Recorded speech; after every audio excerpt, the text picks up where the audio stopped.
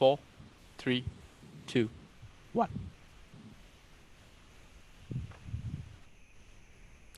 Boom, we're live. This is Pitchdeck Asia. My name's Graham Brown. We are all about showcasing some of the best and most exciting startups from all over Asia. And when we mean Asia, we mean the Asian Pacific Rim. So Australia and New Zealand included, of course. So welcoming to the show today, all the way from Adelaide, Ian Stewart, and we're going to talk about security risk. Ian, welcome to the show. Yeah, thank you, Graham. It's good to be here. It's great to have you. Have you got people watching back home? Have you got We do. people tuning into YouTube? I think so, and most of our employees are actually in Singapore, so quite a few people looking in from there, I'd say too. Yeah. Fantastic. Well, hello to everybody that's following Ian and security risk as well. If you're watching on YouTube, then please give Ian and the team a thumbs up, a vote of support. If you're following here on the webinar itself, on the live show, you can say hello in the chat box. If you're listening on the podcast, if you're following after the recording, then we're going to give you all the details. Stick around to the end of the show. We'll give you details of how to get in contact with Ian and the team and how to find out more about security risk. Ian, a bit about yourself first. You're based down in Adelaide. You've got an interesting background. Obviously, this is something you know very well, having served for many years in the forces. What's your background? How would you describe yourself? Yeah, I've done quite a few different things and some very diverse places. I've actually had a few careers and had some interesting times. And so I've been done some military service and overseas operations, but I've also been in the police in Australia and have some operational policing experience. And then I've also actually been working on services contracts, throughout Middle East, Africa, and supporting the United Nations and a bunch of other interesting clients. And most recently, in the last 6 or 7 years, I've been working in the security industry, running a security company, and it sort of brings together a lot of the business skills, military, police, and operations experience that I've had. And it sort of led me to a couple of years ago looking at some of the problems we've been facing in some of the outlandish places we've been working, and trying to work out a way in which we could do it smarter, better, and easier. And then we started with the idea of security risk to try and build some smart solutions for the security industry and really focus in on those operational problems. And that's where I've landed in Singapore. I'm one of the co-founders. My wife she's a director of security risk, and whilst I was working in the security industry, she was looking at the problem we had, and we started off with a very simple idea. Let's do an Uber or Grab or Lyft for security, and use the redundant resources in security and put them to work. But there was no critical mass there, and we pivoted from that consumer-based model to really a business solution. So we're now a software as a service launched, ready for the security operations. So you came out of that initial idea to apply the Uber model to security. Yeah, it's just such a standard way to start. Or at least everyone thinks you can do it, but it's just not. It's not the problem that needs to be solved. And then Talo, who's my wife, she worked out that there's a whole industry of security companies there, and did a research and actually went to some of our security operations and with our chief technology officer. And then they incubated the idea and realised that they really need to solve the business solution, and that would be the first thing you need to do. Get a critical mass of security companies using our software, and then there's a potential consumer solution down the track once there's a network out there, and that's what we've done. So I guess our software, Security Risk, is a security risk manager as a platform as our software. It's a suite of products that solve the security operations problems for 90% of what you want to do as a security company day to day, or any company that has security issues. So it's essentially a B2B play. We'll have a look at the product itself. We'll break the product down by going into the pitch deck and look at some of the visuals that you've got there. And bear in mind that some people can't see it, so we have to be a little bit descriptive as well when we talk about it. I want to start, and I usually like starting, whenever I have a startup on Pitchdeck Asia, the place I like to go first is the market size, because that gives me an understanding of the problem that you're solving. So if we can jump around a little bit on the pitch deck, Ian. Yeah, Slide sure. 9, you've got the global market opportunities, which I guess is your total addressable market. And I'll describe this for those that are listening on the podcast as well. The top level addressable market that you mention here is the global private security market, 257 billion by estimates, Yes. 2022. That's right. Is that your addressable market? Is that who you're servicing, private security firms? Help us understand. I'm sure people who are interested in this will have an understanding of what Yes. you're talking about because they'll be from that world probably. But let's clarify it for those so there's no sort of confusion. Yeah, so what that'll mean is that in a place like Papua New Guinea, where I've done some work, 8% of operating expenses across all industries are spent on security, but in a place like Singapore, it might be 2%. So then, if you aggregate all that global data together, you get to $257 billion spent in security. And then the other interesting thing about this slide is that's across 215,000 companies across the globe, but as an industry, there's 20 million licensed security guards, but there's probably 3 or 4 times that amount of unlicensed guards who are doing security roles, but they're not actually licensed. And some of those will be internal security. But even more interesting for us is, which is where we've obviously focused their energy, is only 5% of the entire industry is actually using a smart solution or a software solution or any type to assist in running their security operations. So that's This is the pie chart here, which that's it. Yeah. I think this needs a bit more prominence. Let's talk about it here because Yeah. let me try and break this down. You've got a pie chart of looking at existing solutions. 60%, is that right? Pen and paper? Yeah, that's it. It's so that's what I've been doing for the last 6 to 7 Right. years before I started security risk.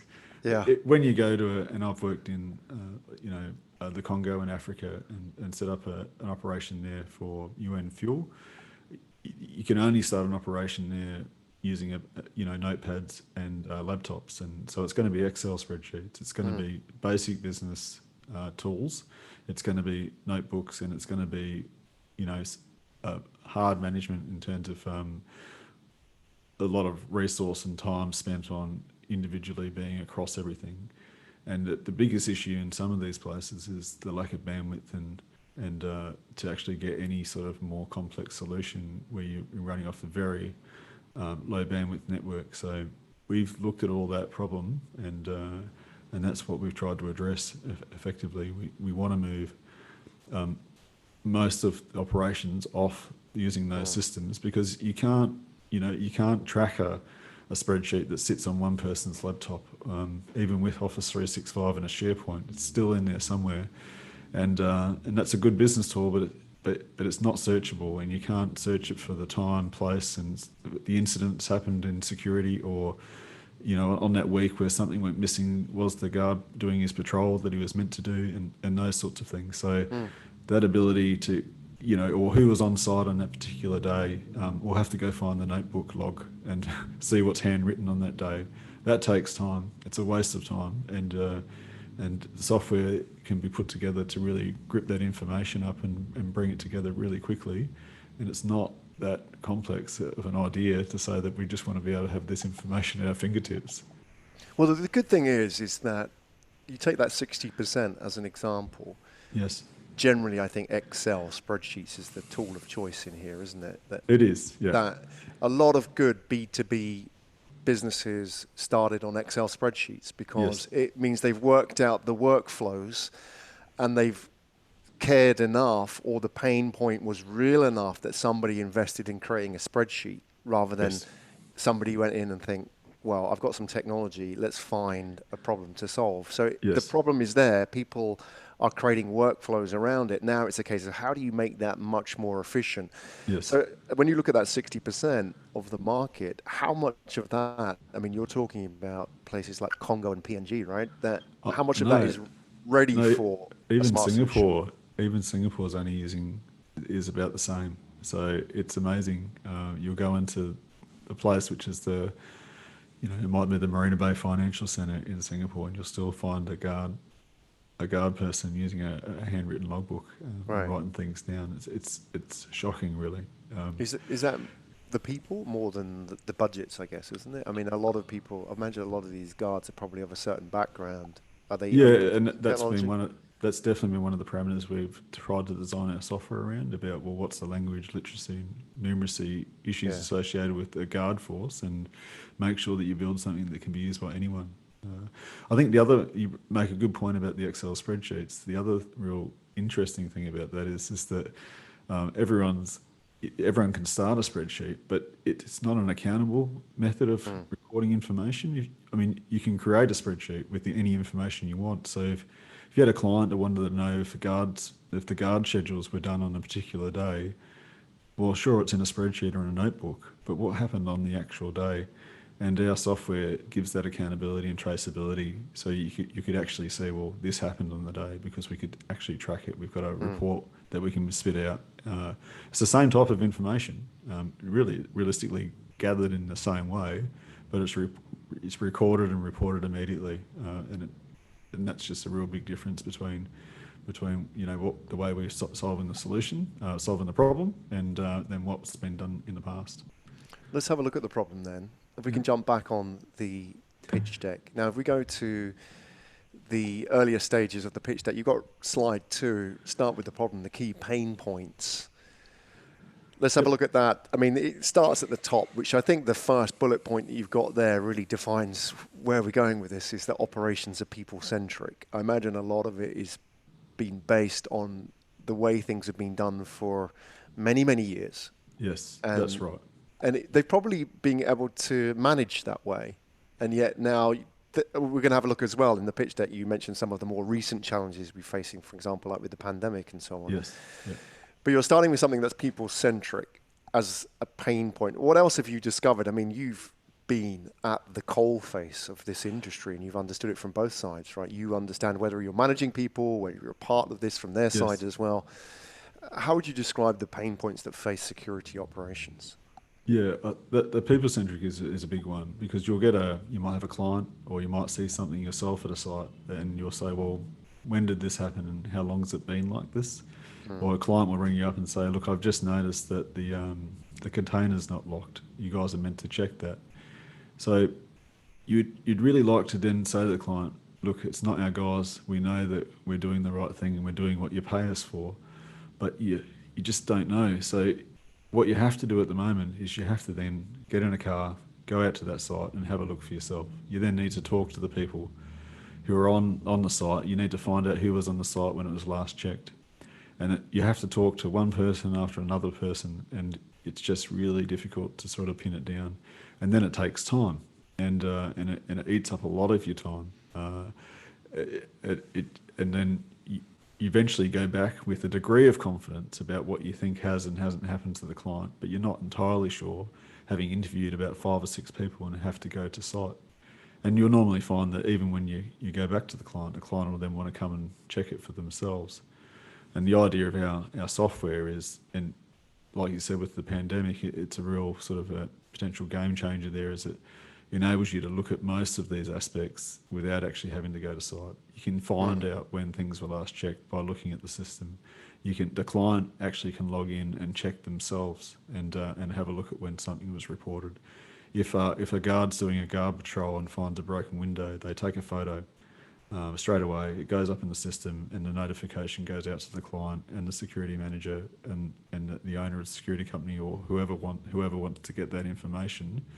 And no one needs to go to site. They can see there's a broken window. They can see when it happened. They're not finding out about it on Monday, and that lack of that reduction in the need to get in a car, go out and talk to everyone, when you can get access to that information in real time, is just a real big difference.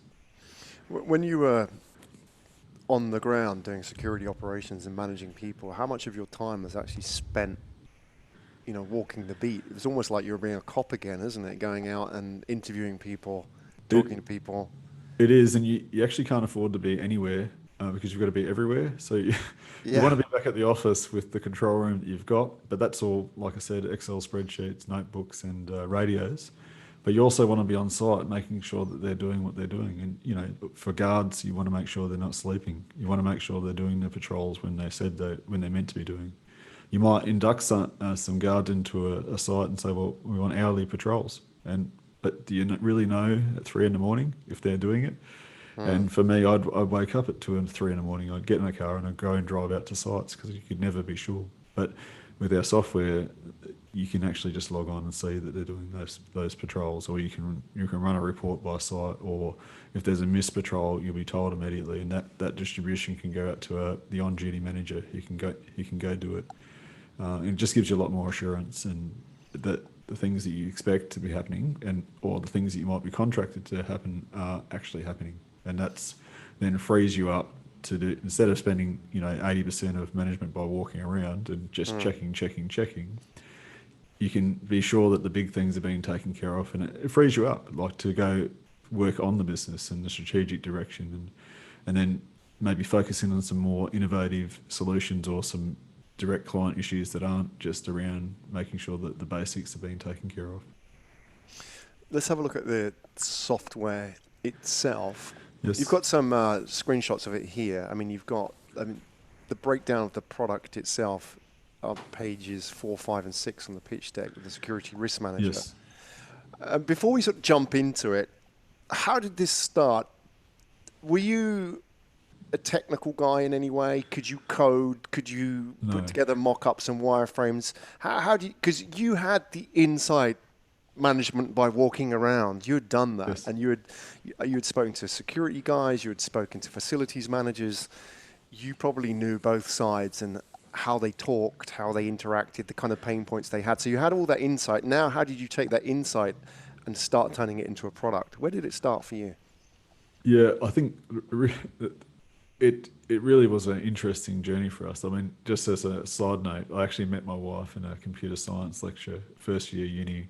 We both failed that unit, so we're not technical, but we did have failed designs. together, though. Yeah, we designed to do that at one point. But yeah, so back to your question, I think for us, it was a journey where we started in the wrong spot, and we started with what we thought was the solution, which is the wrong way to look at it. And Tale and our Chief Technology Officer, Dennis Hillmeyers, they went back to a more traditional product development method around, well, what's define the problem first, and then try and overlay the solutions. And then I took them to East Timor, I took them to Papua New Guinea, and we showed them some security operations that we were running there. And they just observed, they asked questions, they took examples of notebooks, they took examples of logs, they looked at how the architecture of an operation actually works, and then they worked out the virtual environment in which they could actually replicate it and make it more efficient.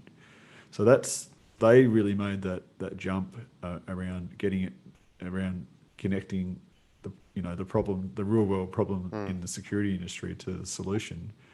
And then with my background, I guess I became the product manager. Well, what's the technical aspects around security? Okay, yeah, you're almost there, but okay, no, it needs to be like this. And no, a security manager, when he's doing an incident report, will be looking for this types of information and that sort of thing. So I've helped shape the technical aspects of it from a security and management perspective, but the technologies, it was developed by the product team, the development team, and with just them asking question after question. So it's been interesting. I think it's been a collaborative effort. It's been an entire company effort. We've got about 20 employees now, and it's been, everyone's made a contribution. I wouldn't say anyone has not been influential in coming up with what we've come up with. I'm curious about this trip to East Timor as well. You're doing the get your boots on management philosophy of going and seeing, or the Japanese call it Genchi Genbutsu, which means go and see. It's the Toyota philosophy of you go and see the machines on the production line and what the worker's doing. That's quite the commitment as well, to take them out to a place like that. And how did that change or shape or inform their understanding of the problem? Yeah, that's really interesting. I hadn't thought of it that way, but that was like an energy burst where they immediately pivoted to the business solution that was needed, and the consumer aspect that we sort of briefed that we initially wanted got put by the wayside, because it was clear that there's some very basics about running a business and security that could be done. So seeing it firsthand, we took developers and product managers from Singapore to Papua New Guinea and to to East Timor, and they've got different sort of threat environments, but then it immediately gives them an example about, well, what does this stuff really mean when we say it, and it's a bit different to just talking about it when you can actually see it. So when they can actually see the operations, they can then really start to think about the nature of the solution. But from on that though, my wife and I, we lived in East Timor for 3 years at one point. So running some UN contracts and some Australian military contracts. So quite familiar for us, but I think it's definitely something new and different for some of the people in our company. For your developers who, that must have been an interesting experience. But there's nothing like having that empathy for the user that comes from actually being in that situation, especially with what you're talking about, where it's very much on the ground, somebody who, could be on site, who, may not be accessing tech on a regular basis or carrying a phone with them, for example. You really need to understand how they go about their job as well. That's right. And they would actually go to client sites and, follow guards around and see how they did a patrol and that sort of stuff. Yeah. Well, I'm curious now how you actually rolled that out. Were you with the market strategy for this? Do you have this insight? Do you have users who actually have this in facilities? Is it live? Help us understand for those who don't know the product.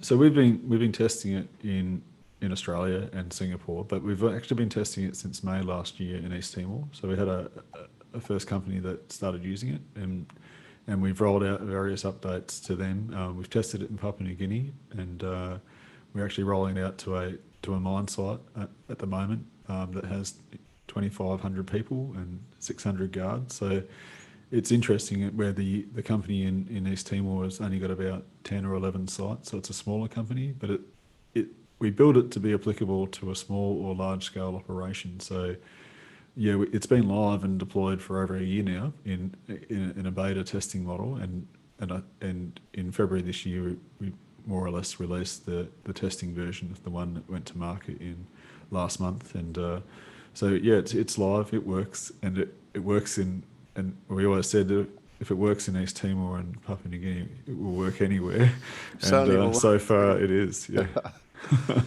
Now, how has that journey been for you in the product and the testing? I'm always curious about, for example, what did you assume that didn't manifest? You thought somebody was going to use this feature and then they didn't. And also, what sort of insights did you get from real world usage that you didn't think about, which have really informed your product moving forward? So maybe you can share some of that journey with us. And so what were the aha moments, and what were the failures as well that you learned along the way?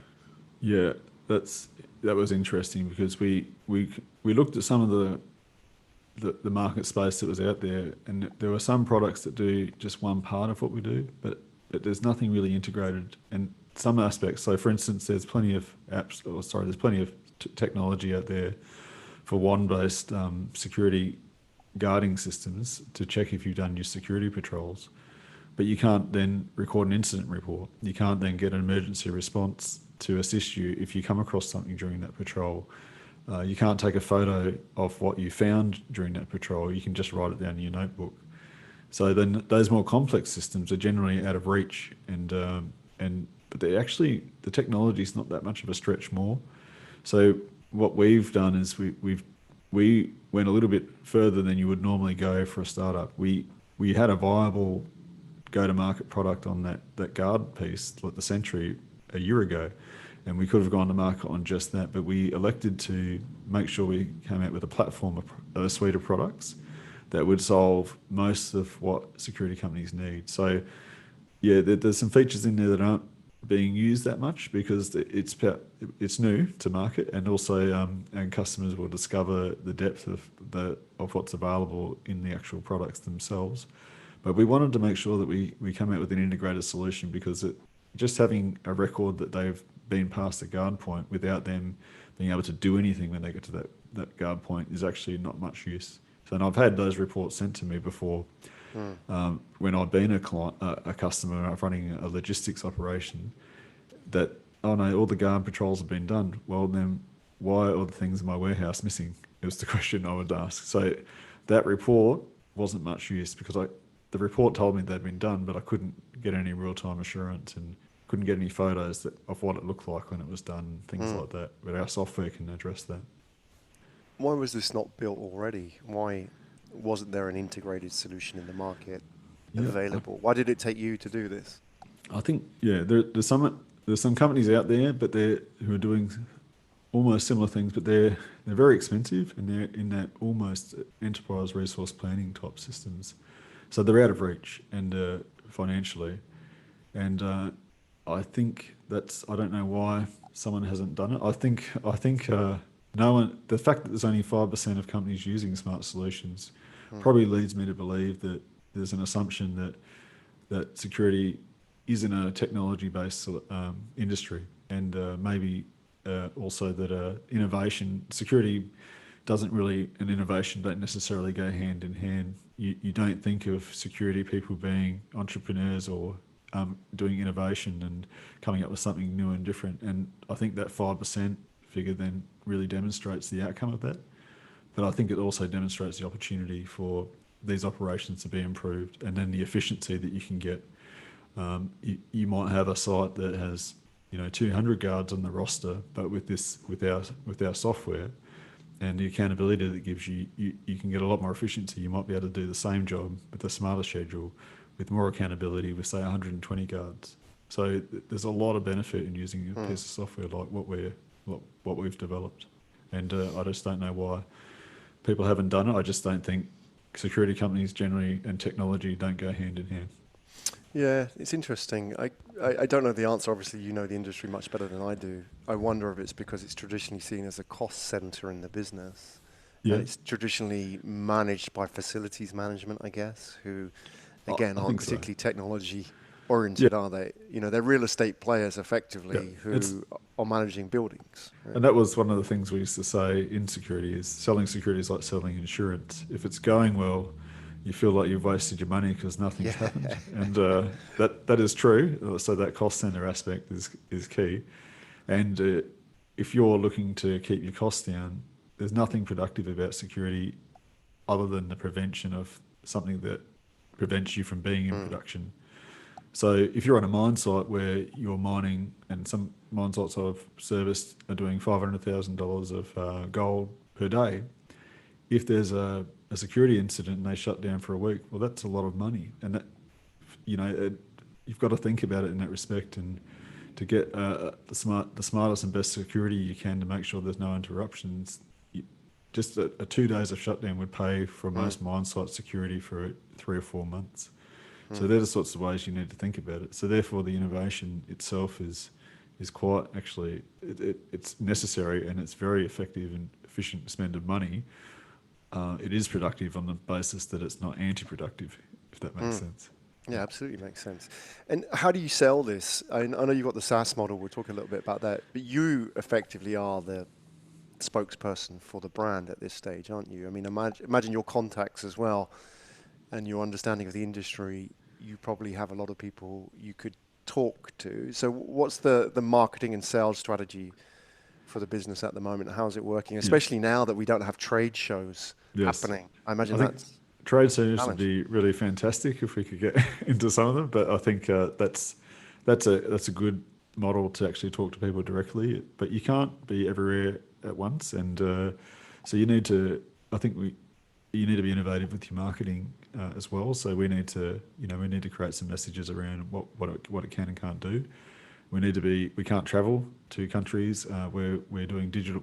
Obviously we're doing some digital marketing, but we can't travel to those companies, those countries to follow up on that digital marketing. So we're going to have a mixture of direct selling and also you can go to our website and download a trial. And we're going to make it accessible for people to have a decent trial to get in and have a look at it and understand it. So that's part of our selling model. And I think the other aspect of it is it's just cheap. Like we haven't built it based on we're not billing it based on what it costs to build.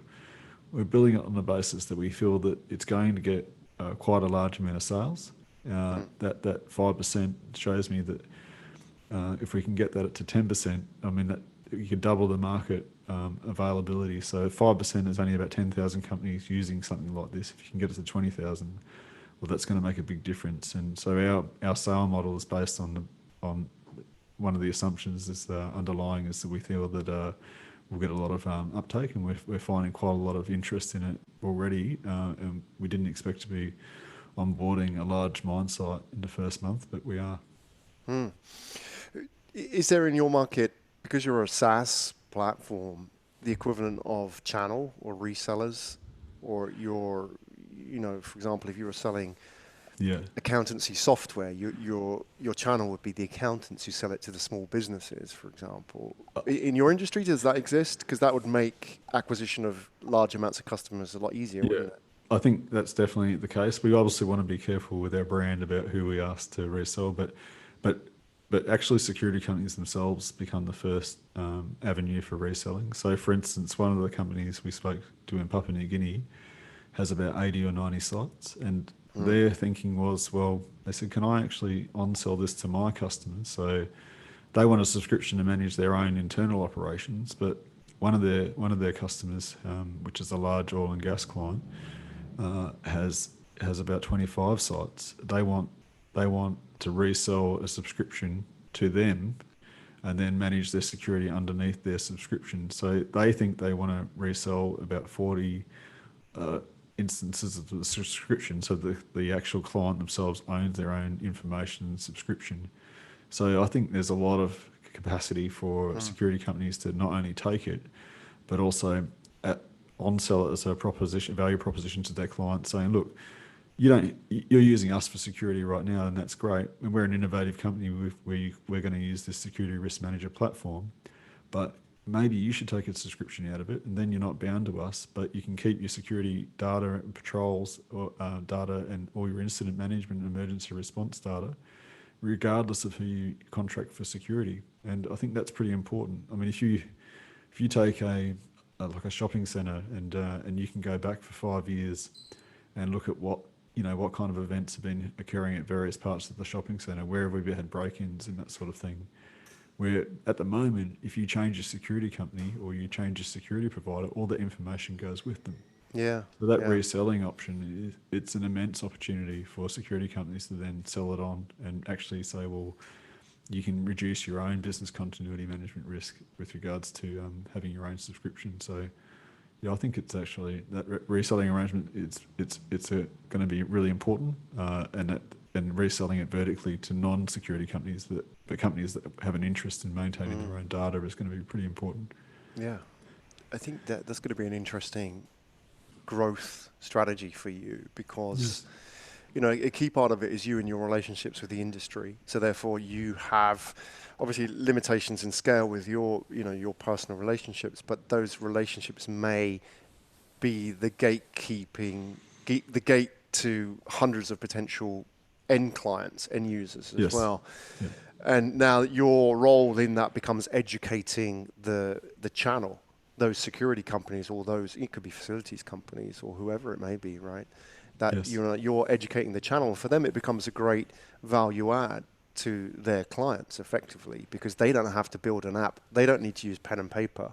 And now they've got this standardized for them. If they're using this across 10 clients, they can effectively standardize their operating procedures. And for them, that saves a lot of cost as well. Yes. So, that becomes a great win-win with your channel, especially with the SaaS model.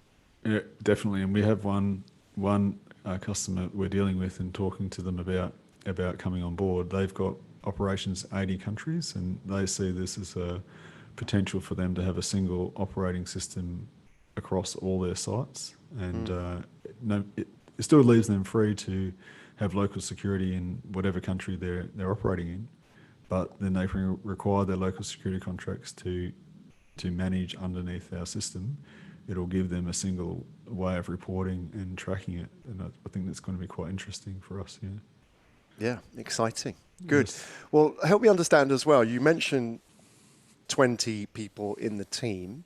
Tell us a little bit about the team setup as well. And then I want to not forget about the pandemic, obviously, because that's where we are right now. But regarding the team, people who watch this show, some of them watch it because they're interested in being part of an interesting journey. And often it's the founder, his story or their story that is the main reason that they step up and say, hey, you know, I want to help build this thing too, you know, whether they are sales or whether they are, you know, developer.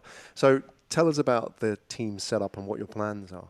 Yeah, that's interesting because we look at it as our story, and we try not to focus in on any particular personality. I've got the security background, so I'm definitely good to talk to it.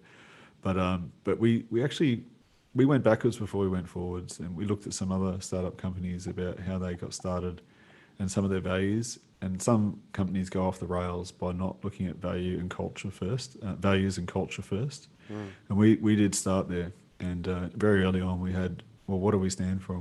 What kind of people are we? We're cross-cultural. We've got people in Australia. We've got people in Singapore. I actually have an employee in India. I actually have one in East Timor. So that's the team. We're actually in 4 different countries, but we have a core set of values, and we focused in on what they are. And then our chief technology officer Dennis is remarkable, and he has built a team that is equally focused on development, but also on quality. So whilst about 60% of our staff are developers, a good 30% of the rest of them are testing, quality assurance and testing. And we've built a process, even though we're not old company, but we've got, I would say, you know, reasonably robust processes before we release anything. And we've had release for this product for 4 weeks, and we're not experiencing any major bugs. And I think that shows that we've got a real commitment to quality and building the best software that we can. But I think the other thing that's really interesting for our team and our people is that we've made an investment in technology, and we're looking to really see that through. And we've got a runway of other products of a similar nature that we have in our product roadmap that we're looking to move on to as well. But obviously, security is our first product. Fantastic. And how are you funded now, Ian? So yeah, we've taken the plunge, and we're self-funded. So at the moment, it's my wife and I. We've lived these problems and lived in places where these problems occur, and in the developing world, and we've obviously lived in the developed world as well. But I think our software will work everywhere, no matter where you are. And I think it's not a risky investment as far as I see it, because I've lived the problem. And even if I was working for someone else, as I have in the past, and if this was available, I would have spent my own money just to get it, to make it easy for myself. Yeah. Well, I see a lot of startups come on this show, and in recent years, probably the biggest wave, or most interesting group of startup founders is what I call the corporate dropout. So unlike the college dropout, who's the 19-year-old kid, there's this later stage develop where somebody has had 20, 25 years of experience in a specific sector. They know a pain point, and they often drop out and say, look, I don't want to change the world. I just want to fix that thing, because I've seen that so many different versions of that, different stripes and sizes in my industry. I want to fix it. So often they've got a little bit of capital, they've got the knowledge, they've got the network, and they don't have these, grand ambitions about, building this world-changing app like Facebook. They just want to fix this thing in this industry, which then can become, a very valuable app. But the point is they know the problem right in front of them. And these make very interesting propositions, I feel. And it's definitely not the narrative which it dominates the media about startups. Yet, I would, if you were to ask any investor, who would you put your money on? I'm sure they would say that group of people, because they know the problem and they've seen it. They're not sort of kite flying with some ideas that don't have yet a problem. They've got a solution, but not actually solving a real world problem. So those are ones I find very interesting. And I put you in that group in, very positive terms, I feel, because, you haven't gone into this just because you think it's a sexy industry and you can sense the money. This is something that you've lived in for 25 years, I guess, of experience. We're starting at the problem first, and once we can address the problem, we're confident about what will happen next. And that's the key for us. And our staff, I don't have a massive marketing team. They're mostly developers. We focused in on, well, what's the product? How does the product work? And is it the most excellent tech that we can build? And that's what we've worked on. Because in some of the places where I have worked, you can't afford to have your systems fail.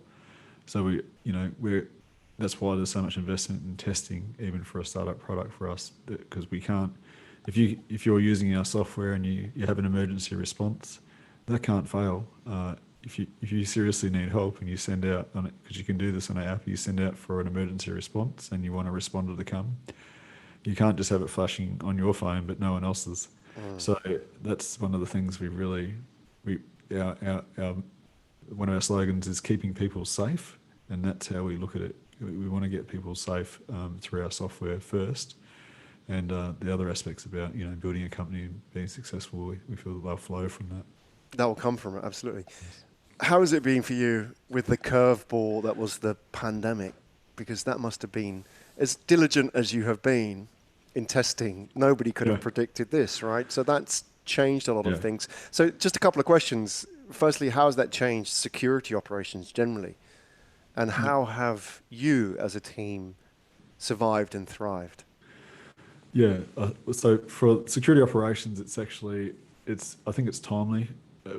We didn't want to launch in this situation. We'll plan on it, of course, but we've launched and it hasn't interrupted our launch. We think actually our software is probably, as I sort of alluded to earlier, is more relevant than ever, in that it allows more visibility and management outcomes without actually having to go to your site. And which is in these times of limited travel restrictions and limited movement and limited concentration of people, a smart solution that enables you to remotely manage your site and get visibility on it seems to be the perfect timing, actually. So the type of product that we have and what it does is, I think it's actually quite good, and we were quite happy to launch when we did and double down on it, really, because we feel that as people and companies navigate their COVID situation, wherever they are, there's going to be a return to work and a new normal around that, and less travel, less visits to sites is going to be part of that mix. And we think that we're right in the sort of the heart of giving a solution to that for a lot of operations. So that's important.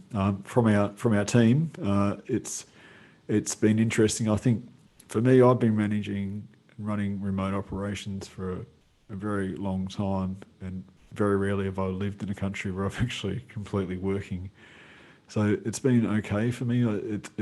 I'm familiar with that, and we're a tech company, so working from home hasn't been particularly that difficult. It's been fine for us. We put our people in every location and work from home in late January, so I think we were probably ahead of it in terms of that thinking. And we've only had limited return to work since then, and I think it's and it becomes individually hard for people to keep motivated. I think that's been that's a challenge while people get used to it. But I think for some people, I think we did actually ask one week about, well, what's the thing that you've benefited? We have a weekly catch up for the whole team, and sometimes we talk work, sometimes we don't. One week I just asked people to share what's been one of the benefits of COVID, and everyone's talking about spending time with people, cooking, and and the small pleasures like coffee or whatever the case may be. And it's they're not sort of saying, oh, my work's got better, or they're actually saying that the things that they identify as being important to themselves and their life become clearer into focus. So I think there's a lot of benefits for this time for a lot of people as well, if you consider the world with the glass half full. Yeah, absolutely. And if you consider your background as well, Ian, and yourself and your wife, you've both lived in outside of your comfort zone, and you've lived in, I guess, challenging situations and challenging environments. You have lived in different countries, and that sort of agile mindset was there from before you started the business.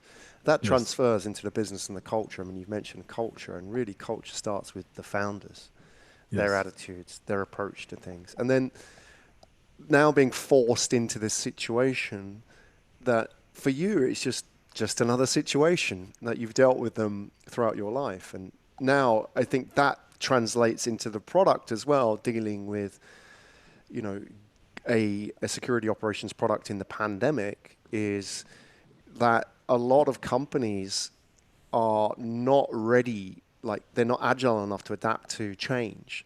And yet you already have that, you have that situation. And then so when this shock happens to the system, it's those companies like yours that are agile that benefit, because people turn to them and say, hey, we have to take this digital because the practices that we had in the pre-pandemic world are just not feasible now. So we need a digital practice, and we don't have anything. Who is there? And then you're there. You're ready because you're agile enough. So I feel, you know, that the pandemic is a shift, and yet that shift will shift away from those who are very centralized and slow and have a set way of working and favor those who are agile, you know, the smaller, nimble operators like yourself. So the fact you launched in the middle of a pandemic, in hindsight, I'm sure you'll say was a wise move. Obviously, you know, that was probably not how it was planned, but in years to come, that would probably be the best thing for you.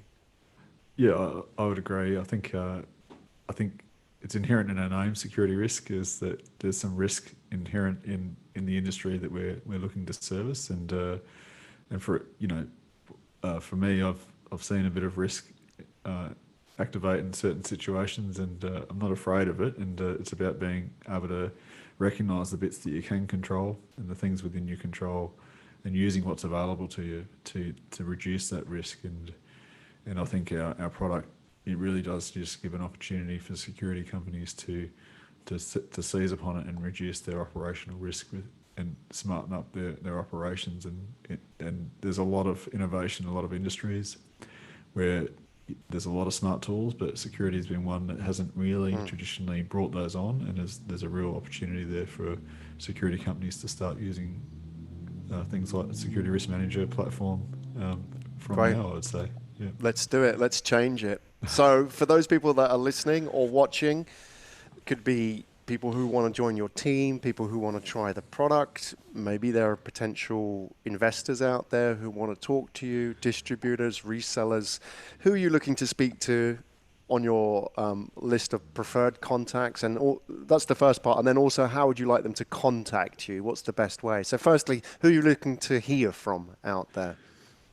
Yeah, our primary target in terms of our launch and our product is security companies. I think that's what we built. We built the software to solve the answer for those security companies. But I think it's any company that has a security aspect to their operation, which is almost every company to some degree, will find a great benefit to it. So if you're an apartment complex or a condominium and you have multi-story high-rise or multiple locations. So any company that has a site and a security requirement, and they need to track incidences or visitor management, people coming in and out, whether that be apartment complexes, shopping centres, they can all benefit from using our software. Our core market is security companies. We want to hear from you. Go to our website, www.securityrisk.com. and start a free trial and have a look at the software. You won't be disappointed. And then for companies that maybe security isn't your core business, then get in contact with us anyway, and we can work with you about whether there's aspects of the system that you could use immediately. We think that some customers will maybe they'll access our software, but they just want to use the incident management part of it. And they won't want to use the guard management side of it, which I think is fine. It's a suite of products, but you don't need to use it all. And there's a lot of value there for companies just to use that one thing that's relevant to them. So that's So security companies at its core, get in contact and get started. Other companies that have any aspect of security, incident management, emergency response, or transport, secure transport of movement of items or people in vehicles, they would definitely want to be contacting us as well. Fantastic. So all of the above, securityrisk.com. Go and try it out. As Ian says, you won't be disappointed. And then I guess anything outside of that, they can reach out to you through LinkedIn. Is that a good way of getting it? Yeah, LinkedIn is good for us. And there's nothing remarkable. Ian.stewart@securityrisk.com if you want to email me. It's the I'm one, yeah. available. Tell Ian you listened to this story as well and what it meant to you, and maybe there is a conversation to be had there as well.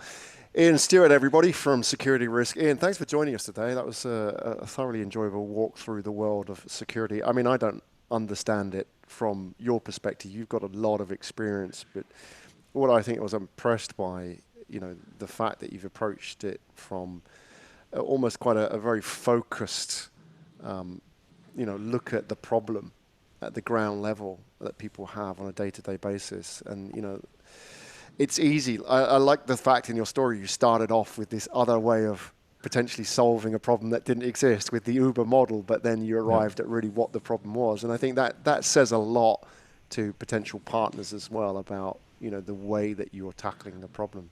Yeah. So all the best with the journey. Right. Let's hope it's onwards and upwards from here, and right. global domination.